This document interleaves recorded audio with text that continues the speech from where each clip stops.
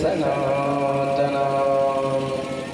आइए बड़े भक्ति भाव के साथ जो यत्र यत्र बैठे हैं सब सभी कदा पांडाल में उपस्थित हो जाएं और सभी खड़े हो जाएं और भक्ति भाव के साथ सभी आरती करें।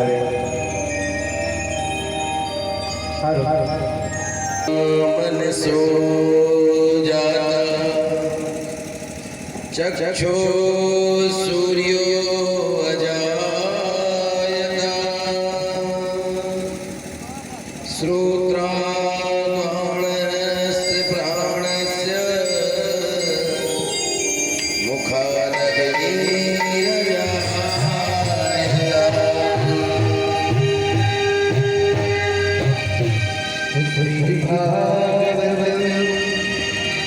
भगवानी है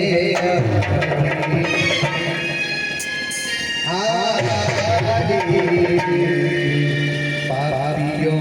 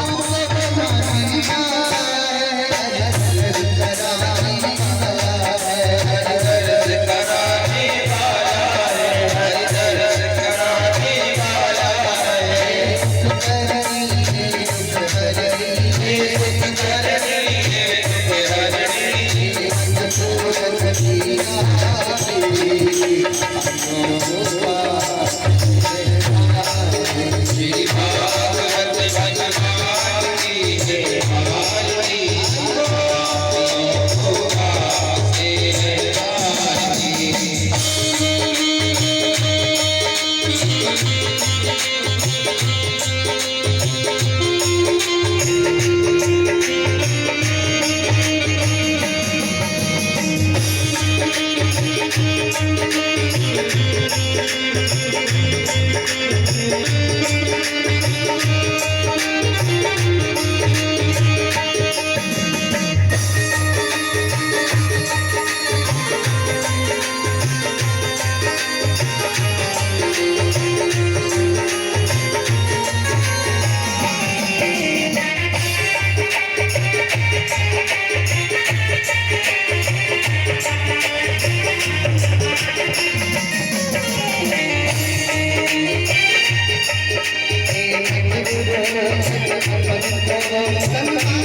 ओम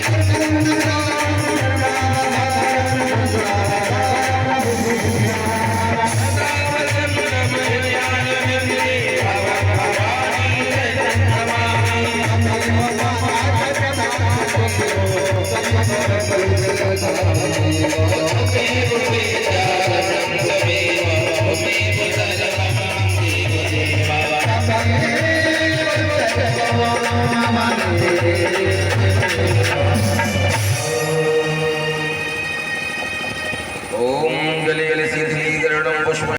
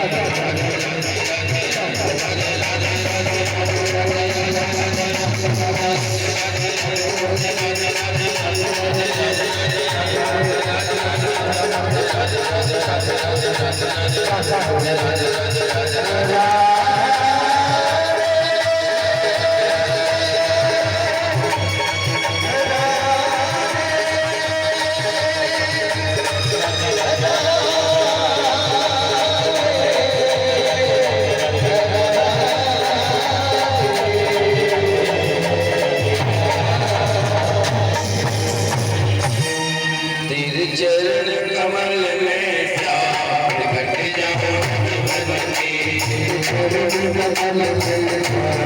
प्रकट वृंदावन बिहारी लाल की भागवत महापुराण की नरहरि सरकार की हनुमान जी महाराज की कारदेव जी महाराज की सदगुरुदेव भगवान की संत समाज की विप्र भगवान की श्रोता समुदाय की जय जय श्री राधे।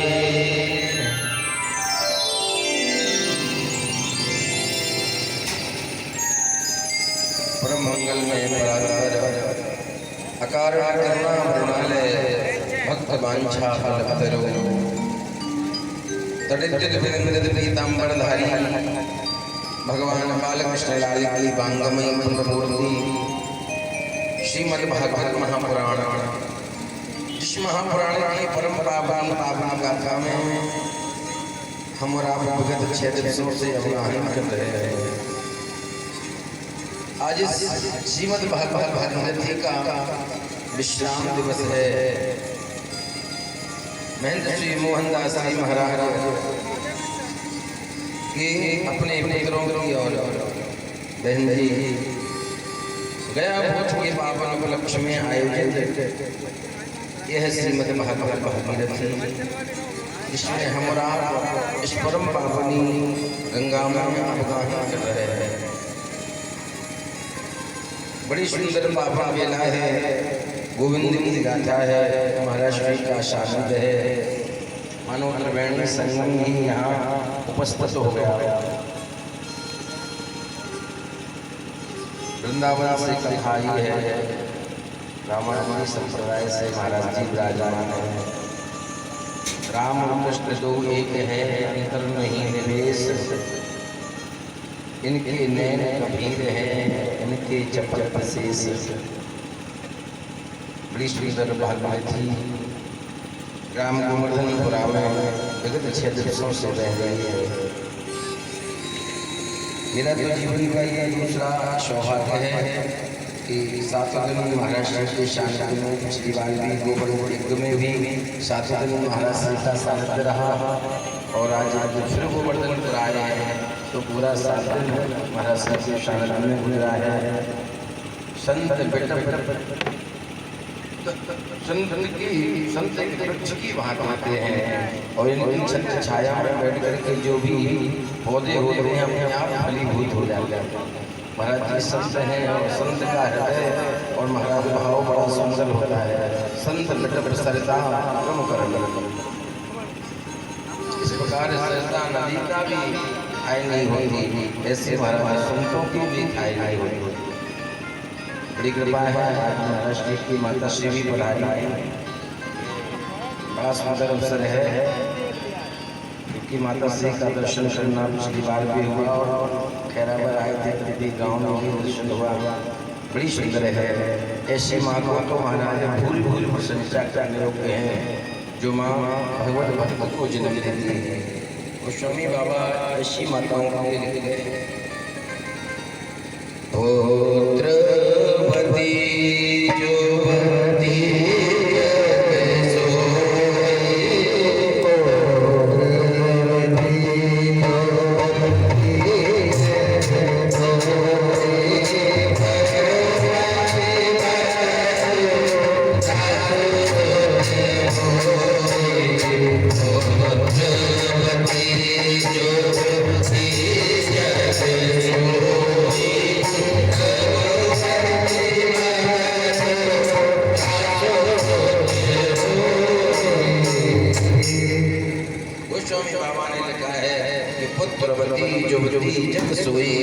रघुपति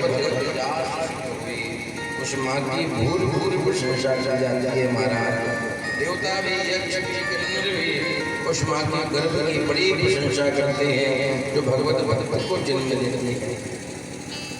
हिरण्यकश्यप की पत्नी का नाम कयाधु है, दैत्य कुल में है, लेकिन जब प्रहलाद को जन्म दिया तो देवताओं ने भी कयाधु को प्रणाम किया है। माँ की को धन्य होती है। आज माता श्री का भी दर्शन हुआ तो मन में परम आनंद प्राप्त हो गया।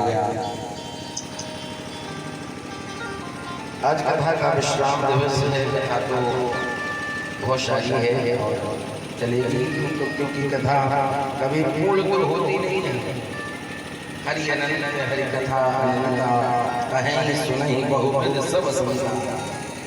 भगवान की कथा तो अनंत है, जितनी गाई जाए उतनी ही कम है।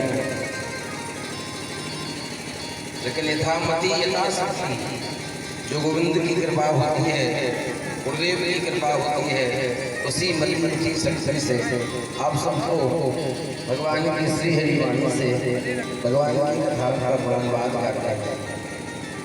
भगवान की कथाएं तो अनंत हैं, उनसे पार नहीं पाया जा सकता। इसलिए आइए कथा में प्रवेश। विमल कथा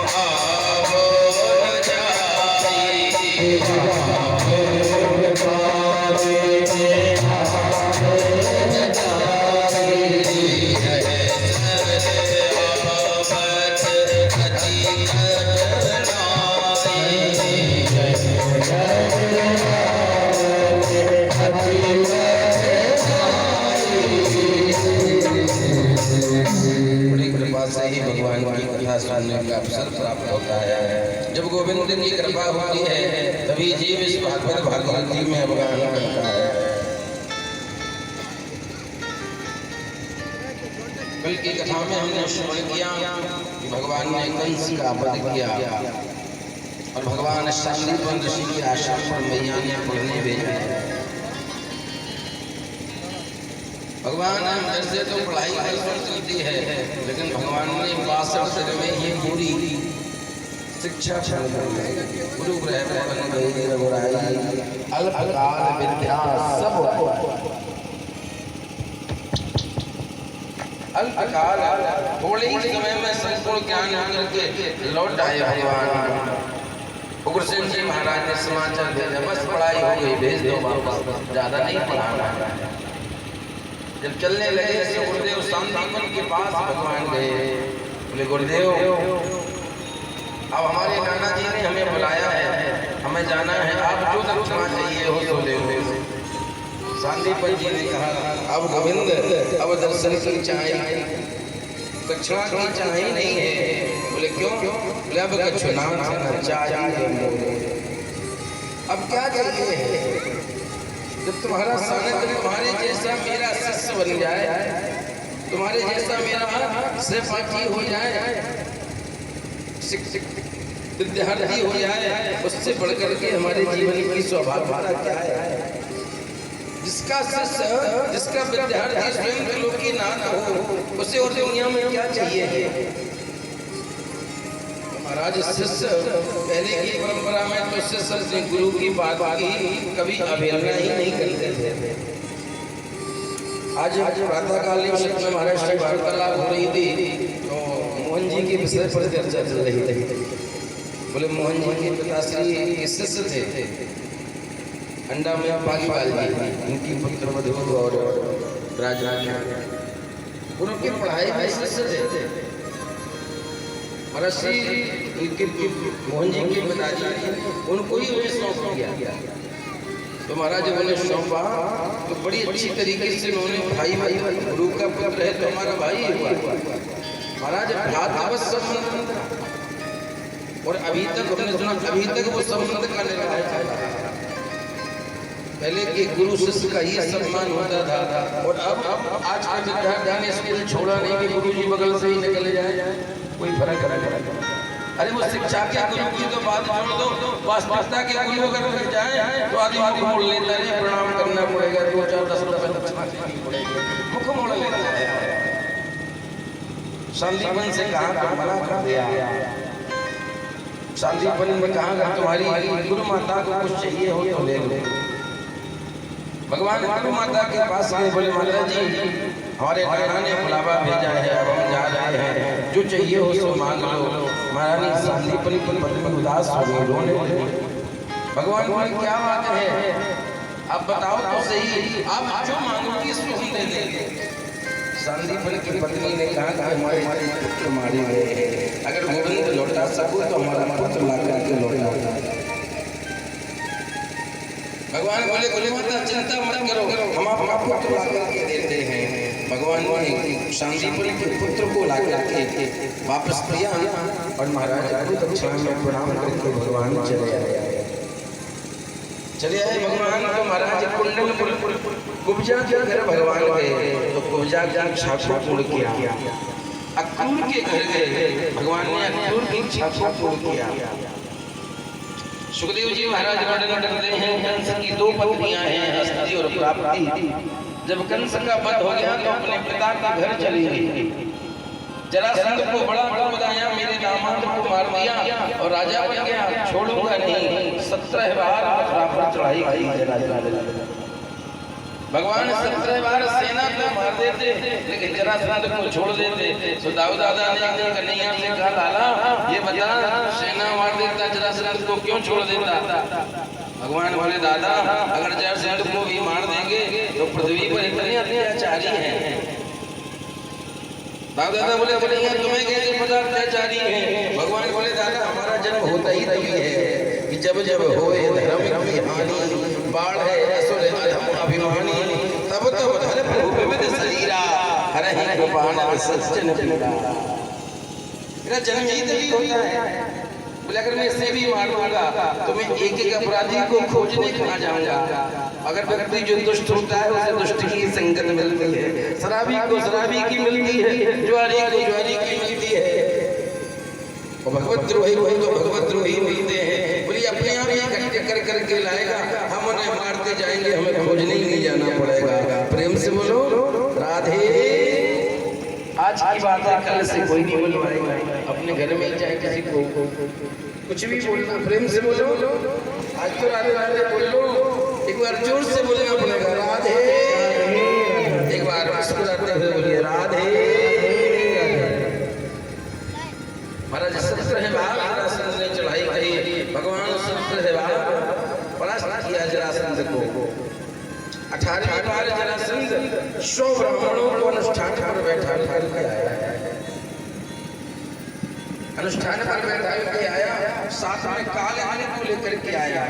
जब भगवान ने काले आने को सुना तो काले आने बहुत बड़ा विष्णु भक्त है और ब्राह्मणों का और संतों का जो अनन्य सेवक है। भगवान ने द्वारका का निर्माण किया और सबको द्वारका में स्थापित कर दिया। और जब जरासंध 18वीं बार इंद्र ने काले बने को लेकर के आया तो भगवान रण छोड़ करके भागने लगे। जब रण छोड़ करके भगवान भागे तो दाऊदा बोले कन्हैया भाग क्यों रहे हो, इसका वध क्यों नहीं कर देते, वध कर दो। तो भगवान बोले दादा अब ये मर नहीं सकता। बोले क्यों? क्योंकि इसका धर्म बहुत है, काले वाले का धर्म बहुत है, ब्राह्मण संतों की बड़ी सेवा की है। तो दाऊदा बोले कन्हैया तो भागने से क्या हो जाएगा, भागने से क्या हो जाएगा। तो भगवान बोले दादा मेरा मुख धर्म है और मेरी पीठ अधर्म है। जब मैं भागूंगा तो काले बन मेरे पीछे भागेगा, और जब मेरे पीछे पीछे भागेगा तो मेरी पीठ का दर्शन करेगा। जब ये बार बार पीठ को देखेगा तो उसके सारे पुण्य क्षीण हो जाएंगे, इसका अधर्म बढ़ जाएगा।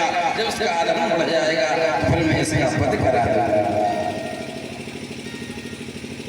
तो उसका वध करा दूंगा। प्राय लोग देखते हैं से कि मंदिर में आगे भी प्रणाम करते हैं, पीछे भी जाके मत्था टेक लेते हैं।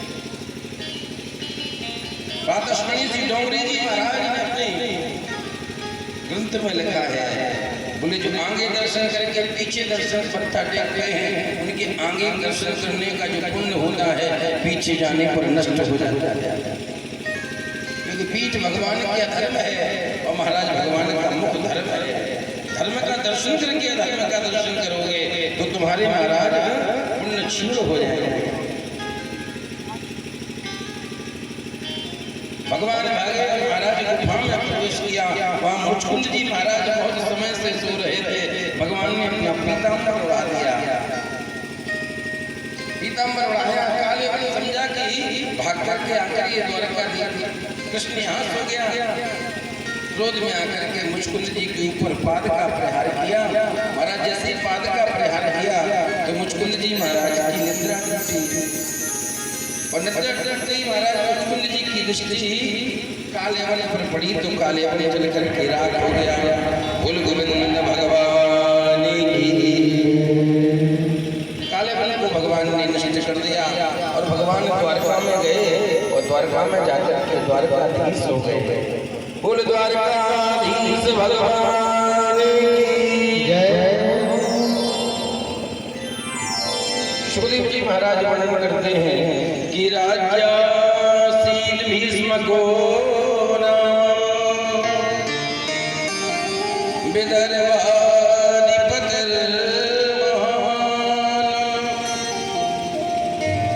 बोले महाराज कुंडनपुर के राजा ही महाराज भीष्म, उनकी महाराज 5 संतानें हैं, 4 पुत्र है और एक पुत्री है, रुक्मी, रुक्मत, रुक्मराहु, रुक्मकेश, और एक कन्या है जिसका नाम रुक्मणी है।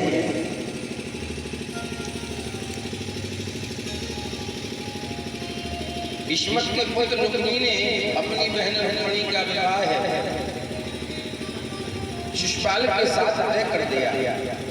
जब विवाह तय किया रुक्मणी को अच्छा नहीं लगा। रुक्मणी ने अपने भाभी से कहा, पहले की भाभी माँ बराबर होती थी और अब की भाभी नहीं, माँ तो बात छोड़ो भाभी हो गई है भाभी। अगर नंद की थोड़ी कमी रह जाए मोहल्ला में चलाई जाएगी बात, प्रेम से बोलो। रुक्मिणी ने अपनी भाभी से कहा, भाभी मैं शिशुपाल से विवाह नहीं करना चाहती, मैं तो द्वारकाधीश को वर्ण कर रखी हूँ। तो रुक्मिणी की भाभी ने कहा, जब पसंद नहीं करती हो तो उन्हें पता है कि तुम उन्हें पसंद करती हो। तो रुक्मिणी बोली, हमें पता नहीं है। तो भगवान वाली रुक्मिणी तो पत्र लिखो, अगर गोविंद तुम्हें प्रेम करते होंगे तो गोविंद तुम्हें अपने साथ लेकर के चले जाएंगे। पत्र लिख दो। आज रुक्मिणी महारानी ने 7 श्लोकों में पत्र लिखा है, बड़ा सुंदर भाव है रुक्मिणी का। ईश्वरवा गुणावन सुंदर बताते, निर्वेश कर्ण विविरो हर गता। रुक्मिणी ने लिखा, गोविंद श्रुतवा हमने देखा नहीं है, केवल तुम्हें सुना है। श्रुतवा गुणान भवन सुंदर बताते, अपने कानों से तुम्हारे बारे में सुना है। जब से सुना है तुम्हें हम अपना प्राण प्रीतम मान बैठी हैं।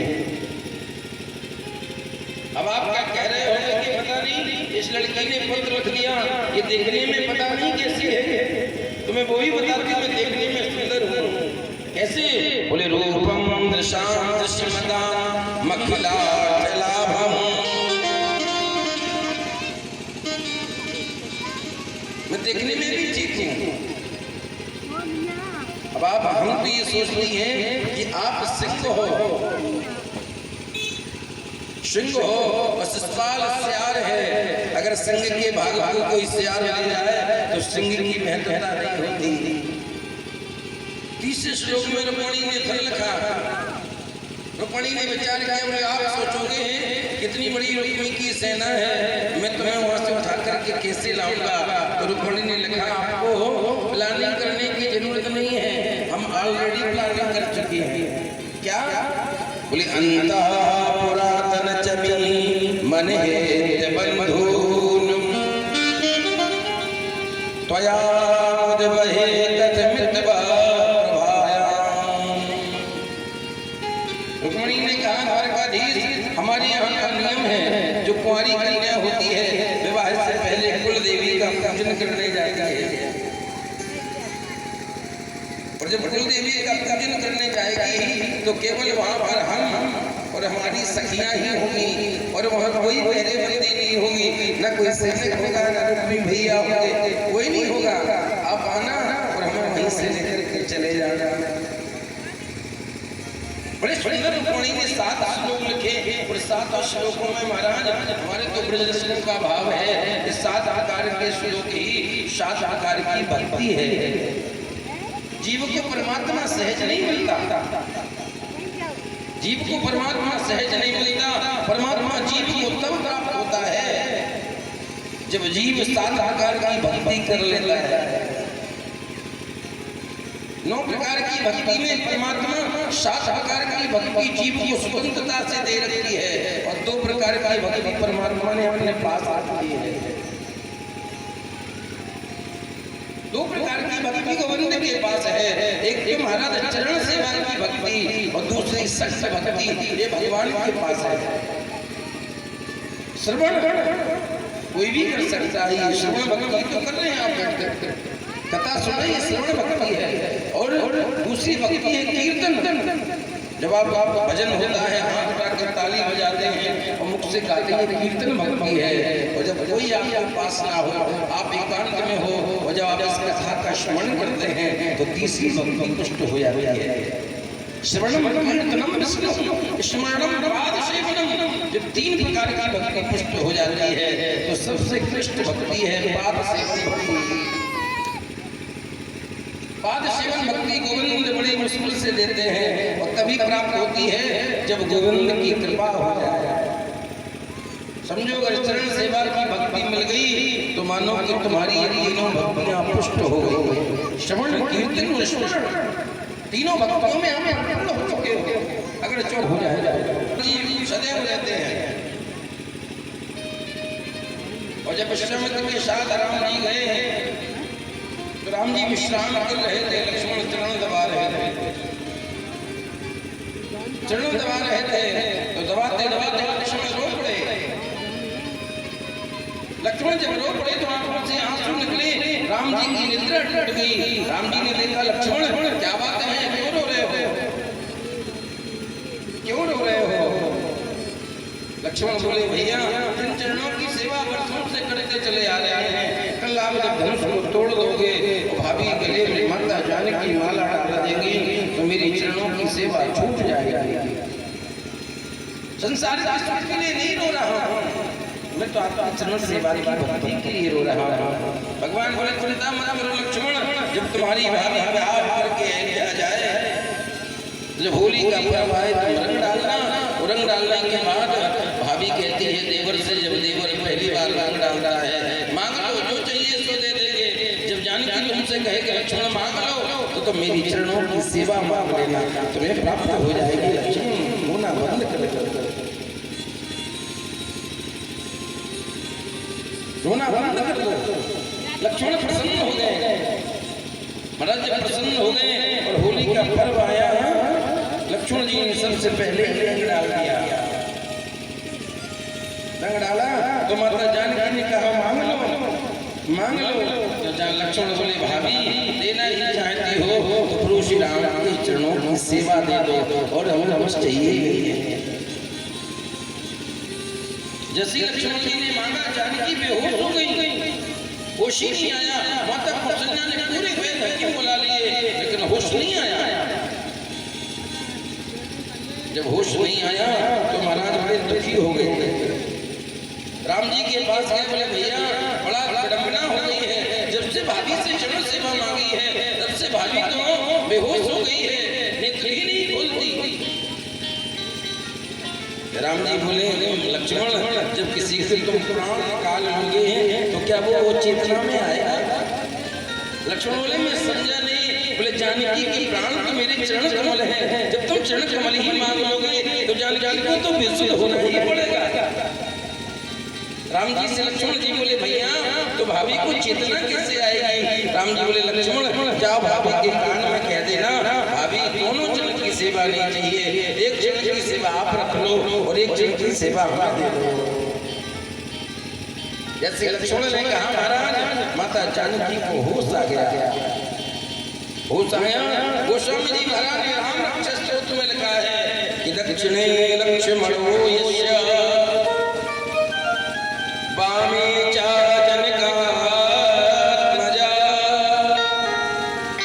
बोले, दाएं पैर की सेवा लक्ष्मण को मिली है और बाएं पैर की सेवा माता जानकी को मिली है। दक्षिणे लक्ष्मणो यस्य वामे च जनकात्मजा। परमात्मा चरण सेवा की भक्ति तभी देता है जब जीव श्रवण कीर्तन और स्मरण में परिपक्व हो जाता है। रुक्मिणी के 7 श्लोक किसी वासना के नहीं है, किसी काम कार्य के नहीं है। रुक्मिणी के 7 श्लोक को 7 प्रकार की भक्ति प्रदर्शित करते हैं। रुक्मिणी ने पत्र लिखा और महाराज पंडित जी को दिया, तो पंडित जी बोले, ये 2 नंबर का काम है। क्यों तो बोले 2 नंबर का काम है, हम नहीं करेंगे। रुक्मिणी बोली, 1000 मोहरें दूंगी। तो शोला जी बोले द्वारका तक तो चला ही जाएगा, द्वारका तक चला जाएगा। रुक्मिणी बोली, द्वारका जाने में काम नहीं चलेगा। बोले फिर? बोले काम हैंड टू हैंड होना चाहिए। तो पंडित जी बोले, फिर मतलब नहीं, इतने में नहीं हो सकता। तो बोले 3000 ले लेना। बोले कृष्ण के महल तक की गारंटी है, हाथ में नहीं। रुक्मिणी बोली 5000 देंगे, आप लेके चले आना। जी बोले, मैं तुम ब्याह करा दूंगा। और आजकल पंडितों को इतनी दक्षिणा मिलती है। हमारे पुरोहित जी बैठे हैं मोहन जी के, इतनी महाराज पंडित जी ने कह दिया पूरे 5 साल में तो ब्याह करा देंगे महाराज। महाराज जो ब्राह्मण लेकर के गए हैं आज कलयुग में वही ब्राह्मण, जो जहाँ पर पाली वाले ब्राह्मण हैं वो महाराज वही ब्राह्मण हैं जिनको माता रुक्मिणी ने पत्र लेकर के दक्षिणा दे करके भेजा है। दुनिया के कहीं भी पाली वाले ब्राह्मण देख लेना, महाराज धन में कभी कमी नहीं रहेगी। मैं लक्ष्मी की कृपा हो जाए, बड़े बड़े जायदाद वाले में महाराज जाए। और मुझे तो सौभाग्य मिला महाराज जी अभी कथा जहाँ करके आ रहा हूँ, वहाँ भी पाली वाली की कथा करके आ रहा हूँ। इन लोगों के जनरेशन नहीं हमीरपुर, वो भी वहाँ भी कोई अभाव नहीं, किसी के पास 80 बीघे से जमीन कम है ही नहीं, व्यापार भी सब कुछ है। एक सब क्या है, बोलिए माता लक्ष्मी की कृपा है, रुक्मिणी की कृपा है। पंडित जी ने पत्र दिया, भगवान ने कहा सुना दो। पंडित जी बोले गुप्त पत्र है।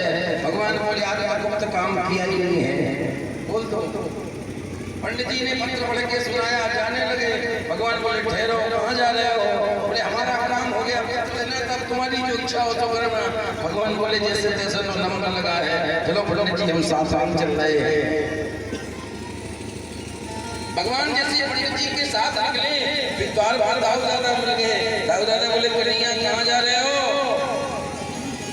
अब दाऊ दादा भगवान है छोटे, दाऊ दादा है बड़े। भगवान कैसे कह रहे हैं कि बहू लेने जा रहे हैं? प्रेम से बोलो। आजकल के छोरा हुए तो कहते थे शर्म नहीं आई है, तुम्हारा ब्याह कब से हो, नंबर आयो करो पे लगे रहो, ब्याह करवा दो।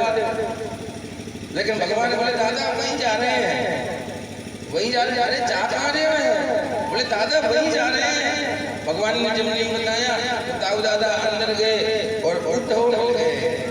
उद्धव से पूछा दाऊ दादा ने, उद्धव कन्हैया बड़ी तेजी से जा रहा है, क्या बात है? उद्धव बोले दादा क्या बताऊं, कुंडलपुर से पंडित जी आए, एक पत्र पढ़ाया, उनके पीछे पीछे कन्हैया चला गया। जैसे ही कुंडलपुर नाम सुना, दाऊ दादा गदगद हो गए। ओहो, आज पता चला कि मेरा कन्हैया लाला बड़ा हो गया। कुंडलपुर में तो महाराज विष्णु की पुत्री का स्वयंवर है, और मेरा कन्हैया रुक्मिणी से ब्याह करने गया है। वहाँ तो शिशुपाल जरासंध सभी आएंगे। दाऊ दादा का प्रेम उमड़ा, और दाऊ दादा महाराज पीछे से विशाल सेना लेकर के चल दिए हैं। आज भाई भाई का दुश्मन बना है। छोटी सी जमीन, छोटी सी जायदाद, अगर 2 फुट जमीन किसी ने ले ली छोटे भाई ने, तो बड़ा भाई झगड़ा करने को। पड़ोसी जाए 25-10 फुट वाले महाराज जी भरत नहीं है, भाई बिल्कुल ना दबा पाए, भाई भाई से। बड़े बड़े घरों में हमने ऐसा बड़ा कलेश देखा है। लेकिन महाराज हमारे अयोध्या में पंडित श्री अखिलेश्वर दास जी महाराज बहुत अच्छे संत हुए, बहुत अच्छे रामायणी थे, रामकथा बहुत अच्छी करते थे। उनके 2 शिष्य थे, एक रामकृष्ण दास जी, एक अनुराग दास जी। रामकृष्ण दास जी बड़े थे और बड़े बड़े साधक थे। तो अखिलेश्वर दास जी ने सोचा कि मैं रामकृष्ण को गद्दी दे दूं। गद्दी दे दूं, महाराज जी ने सारी व्यवस्थाएं कर ली। और जब रामकृष्ण दास जी से कहा, तो रामकृष्ण दास जी ने कहा नहीं गुरु जी, हमें गद्दी मत दो। बोले क्यों? बोले हमें गद्दी दे दोगे तो हमारे जो छोटे भाई हैं, गुरु भाई जी, इन्हें बहुत कष्ट होगा। और देखो ये ज्यादा पढ़े लिखे भी नहीं है गुरु जी, और इन्होंने तो पूरे जीवन ठाकुर जी की सेवा करी है। ऐसा करो, ये मेहनत ही नहीं दे दो, हमें तो आशीर्वाद दे दो, और आपका आशीर्वाद से हम अलग आश्रम बना लेंगे। देखिए हमारे गुरु भाई जी आश्रम नहीं बना पाएंगे, आप नहीं गद्दी दे दो।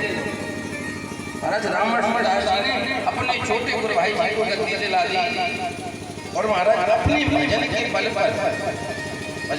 पर महाराज 11 आश्रम, जब तक महाराज जी अयोध्या में उनका शरीर रहा, अयोध्या के सारे मंदिर की व्यवस्था ठीक ही थी उनके आगे। छोटी छावनी, जितने भी बड़े बड़े स्थान थे, सब उनकी व्यवस्था के पीछे जब तक महाराज जी। आज अगर आप सबको अयोध्या जाने का सौभाग्य मिल जाए तो रामाश्रम कुंज जरूर जाना। और रामाश्रम कुंज में महाराज श्री रामकृष्ण दास जी के रूप में जाना। जब आप उनके कक्ष में प्रवेश करोगे तो आज भी आपको चारों तरफ सीताराम सीताराम के शब्द ही गुंज जाएगा। इतना भजन किया कि महाराज भजन के बल पे ही अयोध्या में उनका आसामिक बल। अयोध्या के सारे संत जब वहाँ भंडारा होता था तो संतों में झगड़ा हो जाता था कि हमें जिम्मेदारी हमें चिट्ठी दे दी महाराज। चिट्ठी पे झगड़ा हुआ, कितना अच्छा भंडारा होता था, बड़ी बड़ी संतों की सेवा होती थी। सब यजमान बोलते कोई चरण धो रहा है, कोई माला पहना रहा है, कोई इत्र लगा रहा है, कोई चंदन लगा रहा है। और हमारा शुद्ध देसी घी का भंडारा बनता था। जब दाल भात परोसा जाता था उस पे देसी घी चमचे से हम लोग साग परोसते हैं ना, वहाँ ऐसा जायका देसी घी महाराज दाल और साग में भात में ऐसे डाल दिया जाता है। इतना अच्छा असर किसके? बोले केवल हमारे दोनों गुरु भाइयों में झगड़ा लड़ा। आज वो आश्रमणी क्या क्या प्राप्त है महाराज, रामाश्रम। किसी से भी पूछ लेना है, कोई भी संत बता देगा। बोले रामाश्रम चले जाओ यहाँ, बड़ी सुंदर भजन की महिमा है। केवल भजन के बल पर ही इतना बड़ा आश्रम बना दिया महाराज। उनकी तो महाराज कितनी कहा जाए कमी है। जितने यहाँ के संत होंगे वो इनकी केवल नाम महिमा से ही जाने जाते हैं। दाऊ दादा पीछे चले हैं, सुखदेव जी महाराज वर्णन कर रहे हैं। भगवान जैसे पहुंचे कुलदेवी के मंदिर पर, रुक्मणी ने तो पत्र में लिखा था केवल हम और सखियां रहे नहीं। वहां जब सेना को देखा तो भगवान चक्कर में पड़ गए। लगता है रुक्मणी मरवाना चाहता है क्या? प्रेम से बोलो। हमसे तो पत्र में लिख दिया कोई नहीं आएगा, यहाँ तो पूरी सेना खड़ी है। लगता है रुक्मणी भी उसमें साजिश है, शामिल है क्या? जैसे भगवान चले तो सैनिकों ने देखा, एक कहता ओहो देखो तो कितना अच्छा पीताम्बर है, एक कहता अरे पीताम्बर तो छोड़ो देखो कितना अच्छा इसके लट है, कितनी घुंघराले बाल हैं। एक कहते अरे सबको छोड़ो कितनी सुंदर आंख, देखो कितनी अच्छी चाल है। सब भगवान के रूप माधुर्य में खो गए। भगवान ने रुक्मणी का हाथ पकड़ा, रुक्मणी लोग कहते रुक्मणी का हाथ पकड़ा। और भागवत जी में लिखा है कि भगवान धीरे धीरे चल रहे थे। भगवान ने सोचा ससुराल में है और ससुराल में तो धीरे धीरे चलना चाहिए। रुक्मणी को लगा कि देर ना हो जाए। रुक्मणी मंदिर से उतरी, भगवान का हाथ पकड़ा लेकर के भाग खड़ी हुई। बोल गोविंद भगवान जय। रथ पर बैठा करके ले गई, रथ हाँक रही है रुक्मणी। भगवान ने कहा रुक्मणी तुम बैठ जाओ, रथ हम हाँकते हैं। रुक्मणी बोली नहीं। बोले क्यों?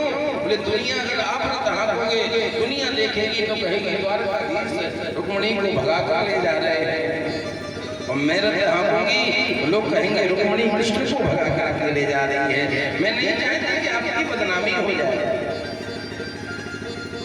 रुक्मणी पीछे से युद्ध करने आया, भगवान ने परास्त करके रथ में डाल दिया। दाऊ दादा आ रहे थे सेना लेकर के, और जैसे दाऊ दादा को रुक्मणी ने देखा रथ छोड़ दिया, रथ छोड़ दिया। दाऊ दादा जब पास में आए तो भगवान से बोले कन्हैया ये रथ में कौन है? तो भगवान बोले दादा बिल्कुल खास रिश्तेदार है, बिल्कुल खास है। तो भगवान दाऊ दादा बोले कन्हैया तो खास रिश्तेदार के संग में ऐसा व्यवहार थोड़ी करे, छोड़ दो। भगवान दाऊ दादा के कहने से भगवान ने रुक्मी को छोड़ दिया। रुक्मी शर्म के बस लौट करके कुंडलपुर नहीं गया, उसने वहीं पर भोजघट नामक नगर को बसाया और रहने लगा। भगवान द्वारका में गए, दाऊ दादा पहुंचे तो भगवान दाऊ दादा ने गुरुदेव को बुलाया। वो बुला करके पूछा क्या करना चाहिए? तो गुरुदेव ने कह दिया जथावंश व्यवहार जैसा होता है वैसा करो। दाऊ दादा बोले गुरुदेव व्यवहार तो करें, लेकिन अगर ये विवाह हमने मान कर लिया, विवाह 8 प्रकार का होता है, रोज जी को पता होगा विवाह पद्धति में 8 प्रकार का विवाह है। भगवान जो रुक्मणी को भगा के ले गए, ये राक्षसी पद्धति का विवाह है। जो लड़का लड़की को भगा करके कोर्ट मैरिज कर लेते हैं उसे वैदिक पद्धति नहीं कहा जाता। बहुत से समय बोले आर्य समाज में चले जाओ विवाह कर लो रजिस्टर हो जाएगा, बोले क्रिश्चियन में चले जाओ विवाह कर लो रजिस्टर हो जाएगा। अब ये कल्पना करो कि तुम जब राक्षसी विवाह कर सेटिस्फाई कर रहे हो तो फिर बताओ कि तुम्हारी कितनी मेहनत होगा। कि राक्षसी विधानीना पद्धति है। बोले फिर बोले भीष्मक को निमंत्रण भेजो। भीष्मक वहां से पधारे और द्वारका में कृष्ण रुक्मिणी का पुनः विवाह किया जाए। आदि द्वारका रुक्मिणी के पक्ष की है, आदि द्वारका कृष्ण के पक्ष की है। बड़ी सुंदर महाराज विवाह पद्धति प्रारंभ हुई।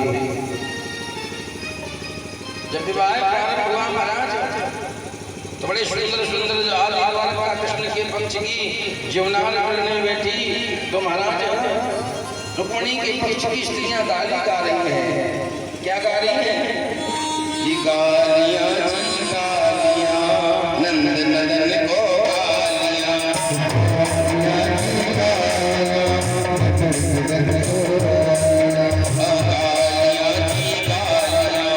नंद नंदन को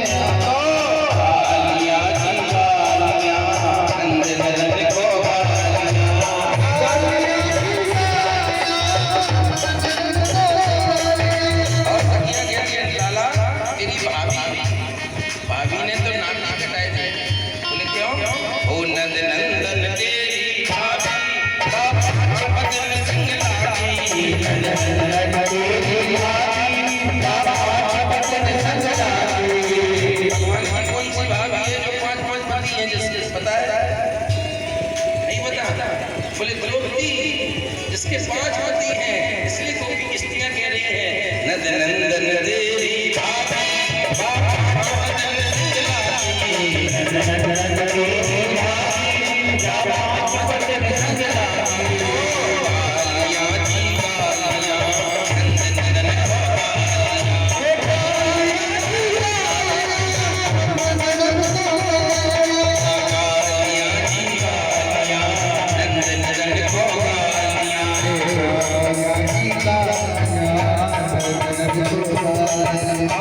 जो भगवान को गाली देता है।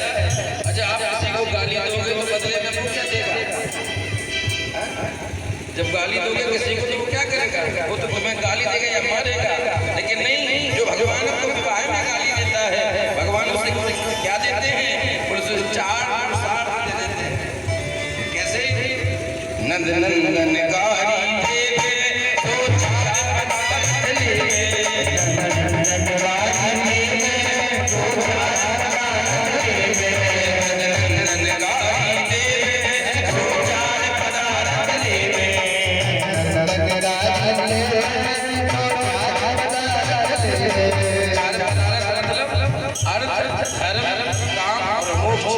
जो भगवान को गाली देता है भगवान उसे चतुर्थ साथ दे देते हैं। अब कल्पना करो तुम जिसको गाली दो तुम्हें ये 4 चीजें दे रहे तो क्या तुम क्या करोगे? गालियां दोगे? बताओ गालियां दोगे? नहीं दो क्या करोगे? बोले तालियां जी तालियां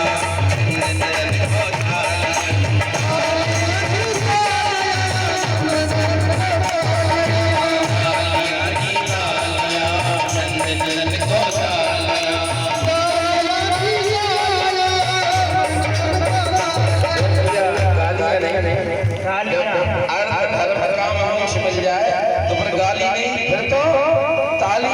उठाओ हाथ, बजा ताली। तालियां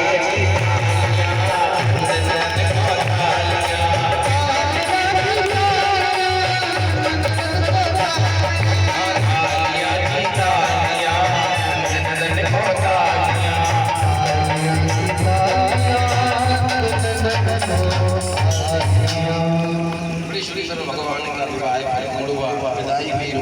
साथ भगवान की। कल आपने दर्शन के किया, प्रातः स्मरणीय श्री सुखदेव जी महाराज वर्णन करते हैं भगवान कृष्ण से और उन्हीं से महाराज एक पुत्र हुआ जिसको शंबासुर नाम का दैत्य उठा कर ले गया। समुद्र के ऊपर जा रहा था, मार्ग से तलवार निकाल कर मारने को तैयार हुआ। नारद बाबा प्रकट हो गए, क्या कर रहे हो शंबासुर? शंबासुर बोला, बाबा ये मेरा काल है, इसका वध कर दूंगा। महाराज कहा, काल है वध कर दोगे तो अपनी तलवार पर गंदा क्यों कर रहे हो? बोले तुम क्या करें? बोले से समुद्र में फेंक दो, ये मछली काले की वैसे ही मर जाएगा। नारद की बात मानी महाराज, समुद्र में फेंक दिया। समुद्र में फेंका महाराज, मछली ने निकला, मछली को मछुआरे ने निकला और महाराज मछुआरे ने वही मछली शंबासुर को ही भेंट कर दी। शंबासुर ने मछली लिए अपने रसोइये को दे दी। रसोइये के साथ एक स्त्री के काम करती है जिसका नाम माया देवी है। माया देवी है और जैसी रसोई ने रसोई में जाकर के मछली के दो भाग किए तो माया देवी से बालक को देख करके मोहित हो गई। बोले भैया ये बालक वध करने योग्य नहीं है, ये तो मुझे दे दो, मैं इसका पुत्रवत पालन करूंगी, पुत्रवत पालन करूंगी। रसोईया बोला, महाराज को पता चल गया कि मुश्किल हो जाएगा। माया देवी ने कहा, पता जब चलेगा जब हम बताएंगे। रसोईया बोला, ठीक है। आज महाराज माया देवी उस बालक को ले गई और पुत्रवत सेवा करने लगी। नारद जी से देवताओं ने कहा, अगर ये पुत्रवत ही सेवा करती रहेगी तो शंबासुर का वध कब होगा? कब होगा वध? नारद आप जाके मार्गदर्शन तो करो। तो सुखदेव जी महाराज कहते हैं, राजन कि नारद उस माया देवी के पास गए और बोले, देवी क्या कर रही हो?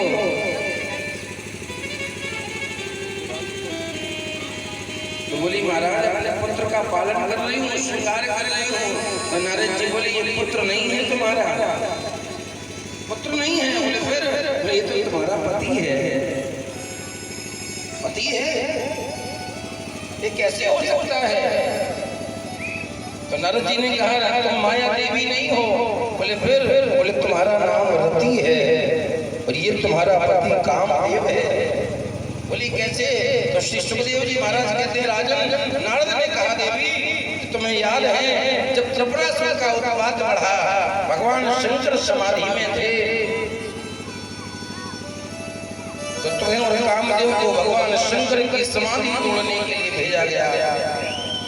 कामदेव ने भगवान शंकर के ऊपर 5 बाण चला दिए, सम्मोहन, आकर्षण, उन्मोहन, उत्कर्षण, लेकिन शंकर की समाधि नहीं टूटी। तो कामदेव आम की वृक्ष पर चढ़ करके भगवान की तीसरे नेत्र पर बाण छोड़ दिया और जैसे तीसरे नेत्र पर बाण छोड़ा, बाण लगती भगवान शंकर का तीसरा नेत्र खुला और सबसे पहले दृष्टि आम के वृक्ष पर ही पड़ी। आम के वृक्ष के साथ हमारा पति कामदेव भी जलकर के राख हो गया। जब से बती सर नया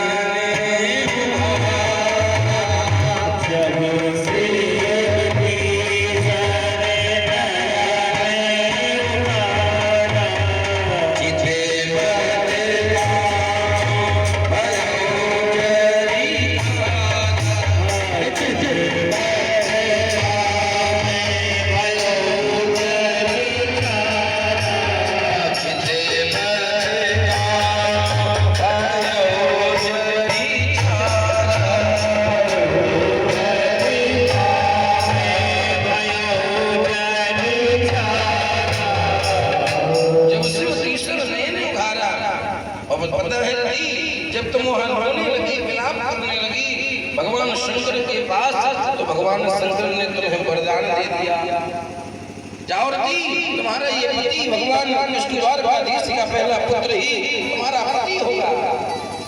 आज वही पुत्र है, कृष्ण तनय हुई है पति तोरा और वचन अन्यथा जाए ना मोरा। रति का वचन सुन करवा और तुम भूल गई हो। माया देवी बोली महाराज मुझे विस्मृति हो गई थी, क्या करूं? बोले करो इसको सारे माया विधाओं से परिपूर्ण कर दो, इस संवत्सर का पद बढ़ जाएगा और तुमको लेकर के द्वारका चला जाएगा। महाराज माया देवी ने भगवान के पुत्र को माया विधाओं से पूर्ण किया और उस भगवान के पुत्र ने पद्म ने महाराज संवत्सर का वध किया और रति को लेकर के द्वारका में प्रवेश कर गए।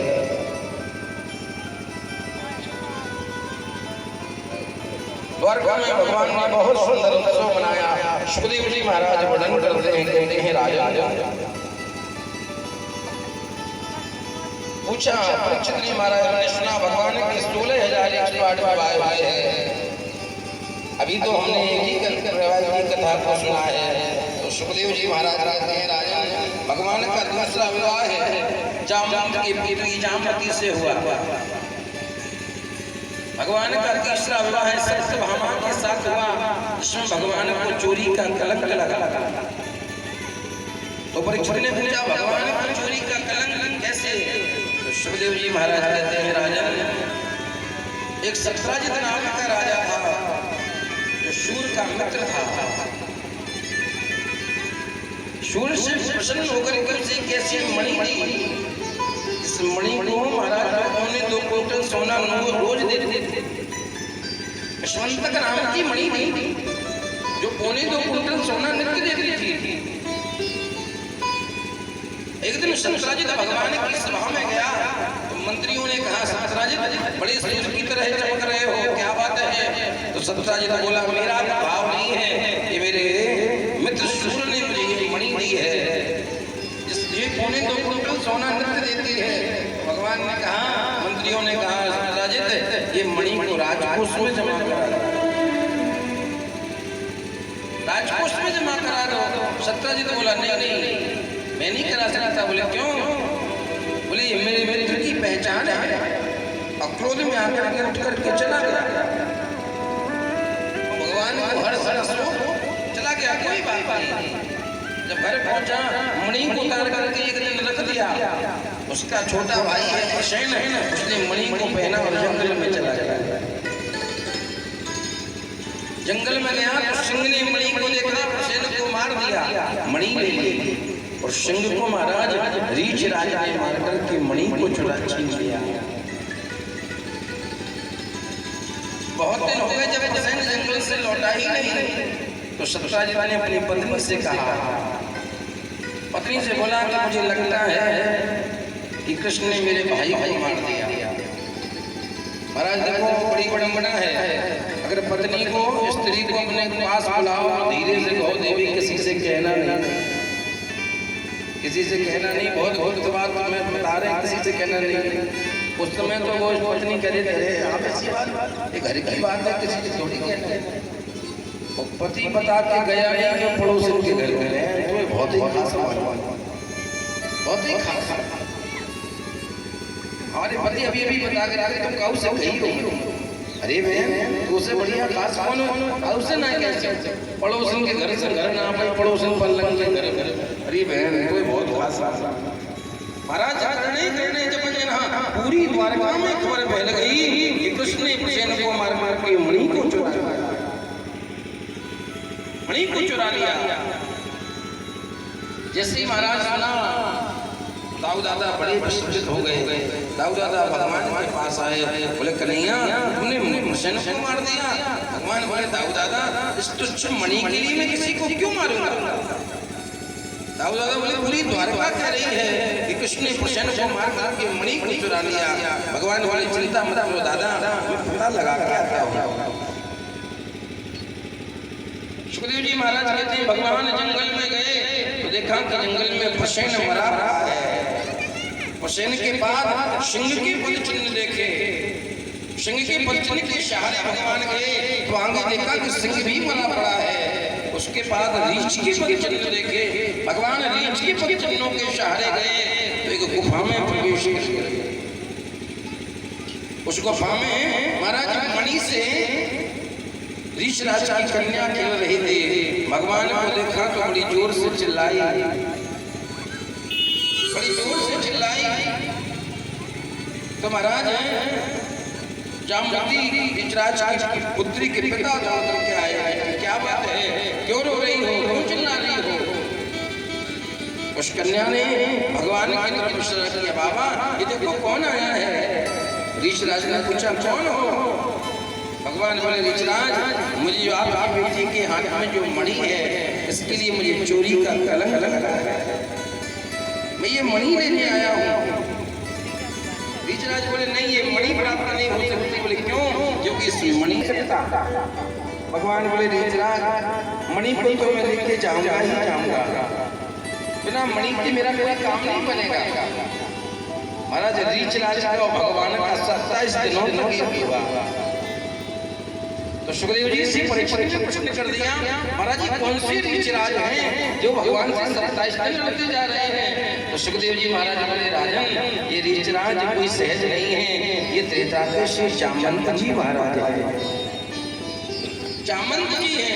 बोले भगवान का और भक्त का युद्ध कैसा? तो श्री सुखदेव जी महाराज ने कहा, जब राम और रावण अपने सेना युद्ध के मैदान पर खड़ी थी, रावण ने अपने सेनापति से पूछा, बताओ राम की सेना में कितने योद्धा हैं?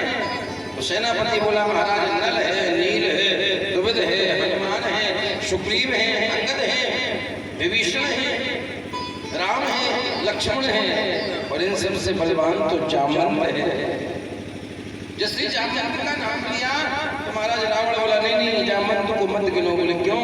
बोले जामवंत तो बूढ़ा हो गया है, बूढ़े और बालक से युद्ध नहीं किया जाता, ये नियम है युद्ध का।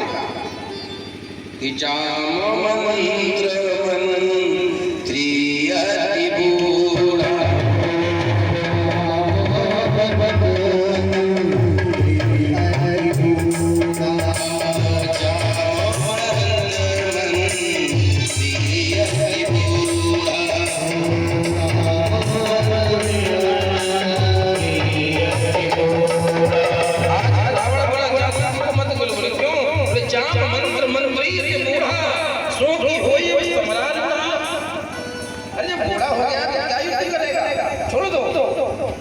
जामवंत को पता लगा महाराज युद्ध से हटा ही दिया गया। राम जी के पास आकर के रोने लगे, राम ने चिंता मत करो जामवंत, तुम्हारी जो युद्ध की कामना है इसको मैं द्वापर में पूर्ण कर दूंगा। आज भगवान ने जामवंत की इच्छा को पूर्ण किया। जब जामवंत ने कहा, गोविंद मुझे अपने धनुषधारी स्वरूप का दर्शन करा दो। द्वापर में भगवान ने केवल 2 ही लोगों को दर्शन कराया है, एक तो गोस्वामी जी महाराज को और दूसरा महाराज जामवंत जी को, तीसरा किसी को धनुषधारी स्वरूप का दर्शन नहीं कराया। गोस्वामी जी की महिमा तो महाराज वृंदावन में इतनी थी कि लोग गोस्वामी जी महाराज को क्रिया से ही पहचान जाए। एक बार वृंदावन में वल्लभा चाची ने भंडारा किया और गोस्वामी जी को निमंत्रण दिया। तो सारे गोस्वामी जी थोड़ा देर से पहुंचे, सारी पंगत भर गई थी, कहीं जगह ही नहीं थी।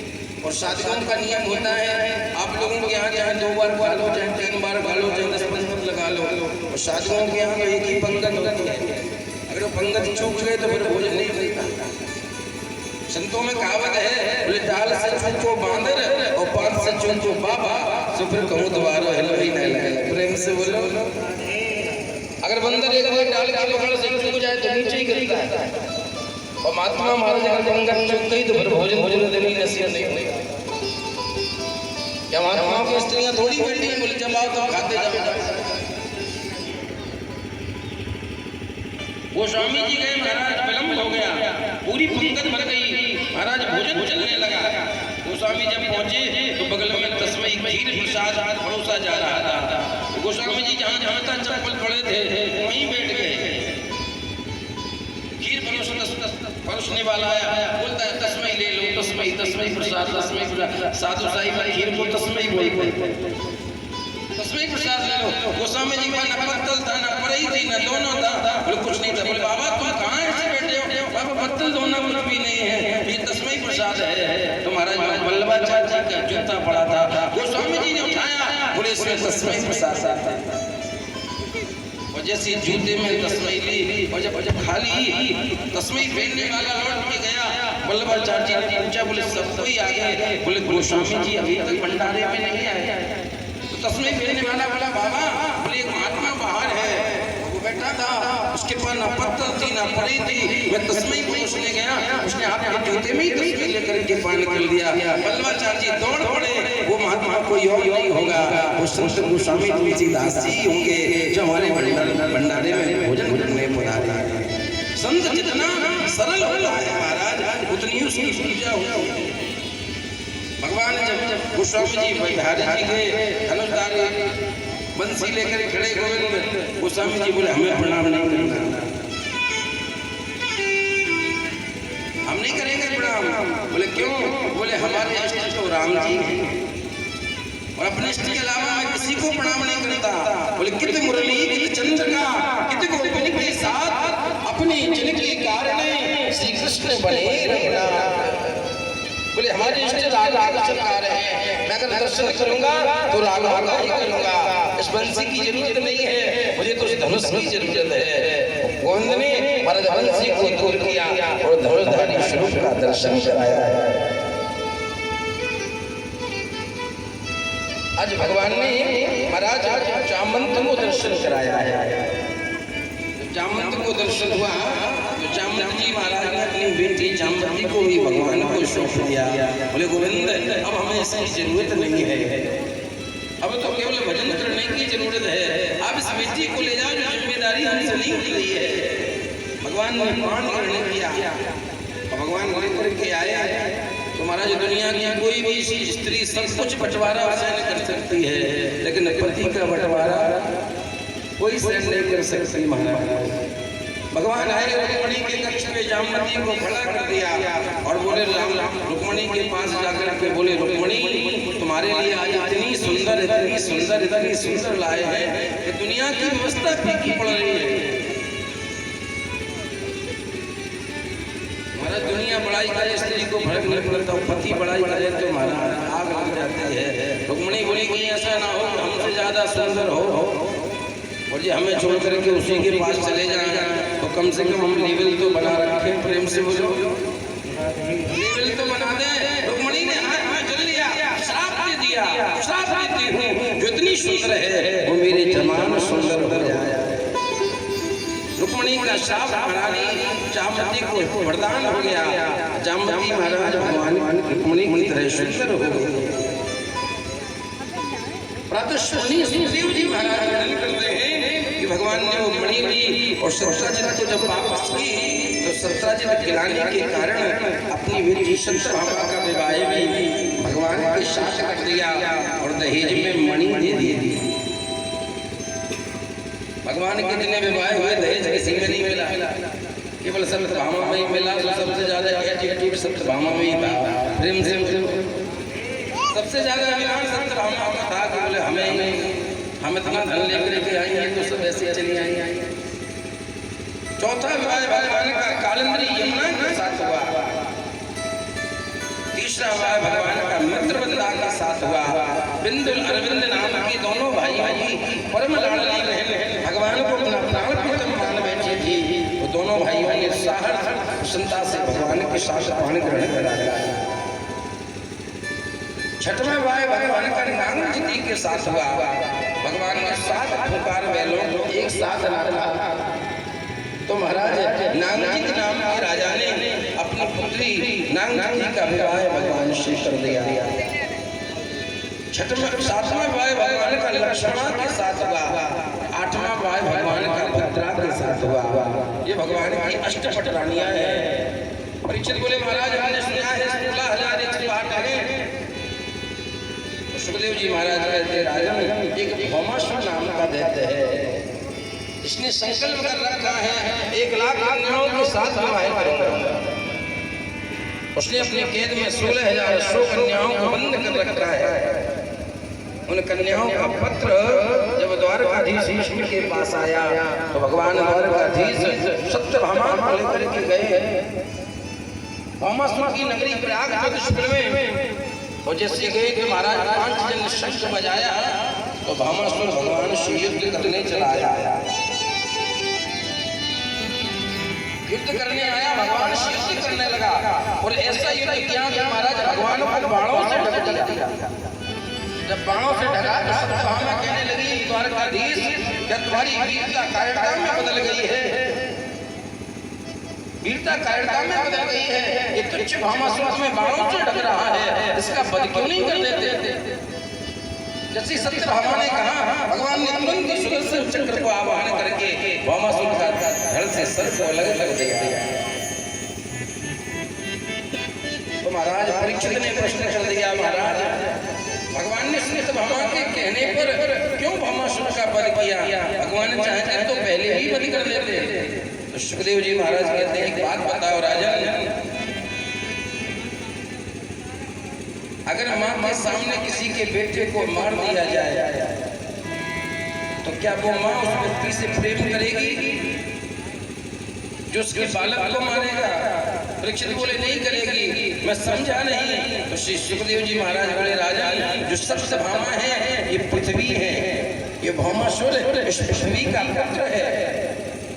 परीक्षित बोली, पुत्र हो कैसे गया? अभी तक तो पता ही नहीं था। तो श्री सुखदेव जी महाराज कहते हैं, राजा जब भगवान ने हिरण्याक्ष पृथ्वी को जल में ले गया, भगवान पृथ्वी को लेकर के बाहर आए, उसी से महाराज भामासुर की उत्पत्ति हो गई। हिरण्याक्ष का संसर्ग होने के कारण महाराज उसकी उत्पत्ति राक्षस की हो गई। आज सत्यभामा के कहने पर भगवान ने भामासुर का वध कर दिया। कन्याओं को बाहर भगवान ने निकाला, बोले चली जाओ, अपने घर को चली जाओ। कन्या बोली, हम जब से आई हैं, कोई हमें बचपन 2 महीने 4 महीने 8 महीने साल 2 साल की थी, तब से ही उठा करके लाया है, अब हमें कौन पहचानेगा? और चलो हमारे माँ बाप ने पहचान भी दिया, तो हमसे विवाह कौन करेगा? कोई विवाह नहीं करेगा। जिसको पता चलेगा कि भामासुर की कैद में रह करके आई है, तो फिर हमसे कोई विवाह करने वाला नहीं है। भगवान बोले, तो क्या मार्ग है? उन कन्याओं ने कहा, केवल 2 ही मार्ग बचते हैं। गोविंद बोले, क्या? बोले, एक मार्ग बचता है कि समुद्र में अपने प्राणों का अंत कर दे। भगवान बोले, दूसरा? तो उन कन्याओं ने कहा, आप जगत जगती हो, अंतर्यामी हो, घट वासी हो, आपको तो सब कुछ पता है कि हम कैसी हैं। आप चाहो तो हमारा वर्ण कर लो, नहीं तो हम समुद्र में जाकर के देह त्याग कर देंगे। भगवान 2 मिनट रुके और 2 मिनट रुकने के बाद बोले, चलो ठीक है, हम सबके साथ वर्ण करते हैं। भगवान ने 16,100 कन्याओं के साथ एक साथ विवाह किया है। भगवान के 16,108 विवाह संपन्न हुए।